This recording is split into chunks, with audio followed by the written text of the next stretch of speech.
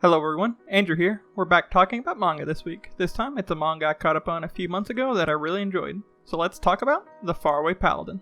Also known by the Japanese name, Sahate no Paladin, or the alternate English name, The Paladin of the End. It is an action-adventure isekai set in a fantasy world and follows the story of William, who as a baby is found and taken in by three people. There is Vlad, a warrior and his father figure, Mary, a priest, who takes the place of his mother, and lastly Gus, who is a wizard and becomes something like his grandpa. The three of them, plus William, are the only people in the town. Oh, one more thing. Everyone other than William is dead. Well, undead, I guess in this case. Vlad is a skeleton, Mary a mummy, and Gus a ghost. But nevertheless, they love and raise him as their own.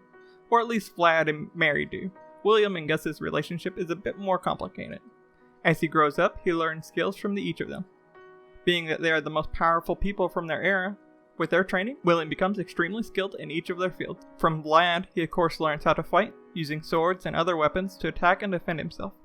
Along with physical training, Vlad teaches him how to survive in a world full of monsters. From Mary, he learns the faith and the devotion that it requires. This world has its own pantheon of gods, and depending on which one the priest serves, they will have different powers and responsibilities. Gus teaches William magic along with knowledge of the world. Gus's training is more like schooling than it is training for the most part.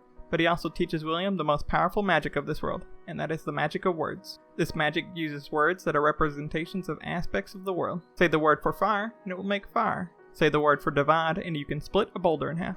But the real selling point for the series for me is the relationships between the characters. There are of course great action scenes and a good story, plus a villain we can all get behind stomping. But the reason I really started to enjoy this series was because you can see how much each person cares for the others.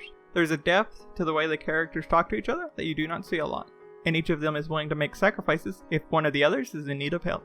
To talk about this though, I'm going to need to start giving minor spoilers, so go to the time on the screen to skip to the next section of the video if you don't want to hear them. The clearest example you can find is the bread William eats every day. As the others are all undead, they do not need to eat. They grow or hunt for most of the food for William, but bread is something they can't get. But still, several times a day, William eats bread. So, where does the bread come from? Back when Mary was still alive, she was a priest for the goddess of fertility, Martel. She governs the blessings of earth and family. One spell, or really a benediction in this case, Mary learned was for bread. But now being an undead, governed by an evil god, praying for the good god Martel, causes her to burst into flames. She does this for each of William's meals. Several times a day for years, Mary feels the pain of being set on fire. She of course survives every time, but she still feels the pain. Though, in fairness, she does this not only for William. Even after turning into an undead, she continued to pray to her goddess twice a day. But still, she added several more of these sessions every day just so William can have bread for each meal. The amount of dedication to William she must have to literally catch on fire several times a day so that he can have bread is something I cannot imagine. After his training is done though, he must head out into the world.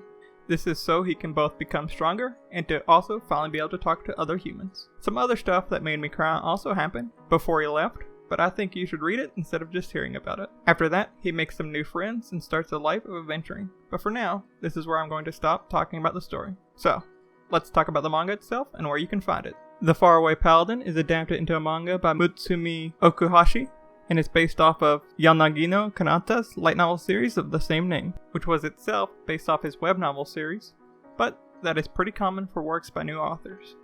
The manga currently has 3 volumes available on Bookwalker, and a 4th coming out next month. In Japan, there are currently 6 volumes, but it was hard for me to find much concrete information on future releases of the series as I cannot read Japanese.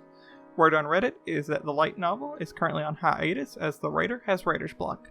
Its last book release was in 2017, but since the manga is catching up with the light novel at this point, maybe we'll hear some information on the series soon. But even if it doesn't come back, and this becomes one of the many great series to be dropped or cancelled before their proper end, I think what we have is still worth a read. Thank you for watching.